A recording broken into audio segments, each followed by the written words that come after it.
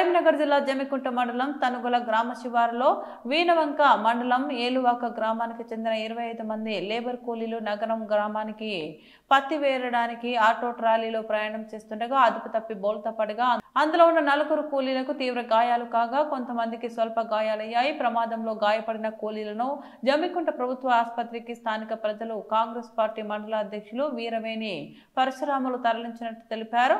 జీవనోపాధులు లేక గ్రామాల నుంచి ప్రజలు ప్రయాణాలు నిలిపివేసి తమ తమ గ్రామాలలో తోచినంత పనులు చేసుకుంటూ వాహనాల్లో ప్రయాణం చేస్తూ జీవితాలు బలి కాకుండా చూసుకోవాలని తెలిపారు. వాహనాలు నడిపే డ్రైవర్లు మత్తు పానీయాలు సేవించకుండా ప్రభుత్వం నిబంధనల ప్రకారం డ్రైవింగ్ చేయాలని ఆగ్రహం వ్యక్తం చేశారు.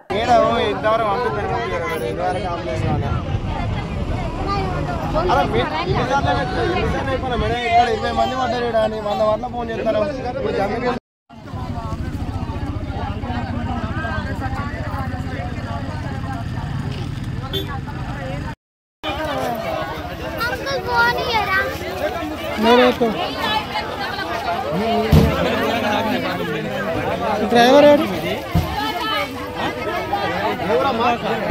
ఎవరు వెళ్ళిబాకనా ఈ పాపదుడు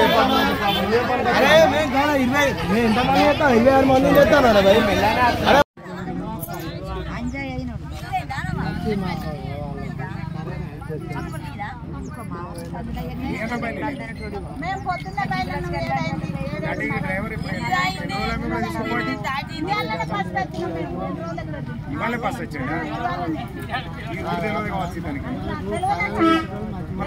మెల్లగా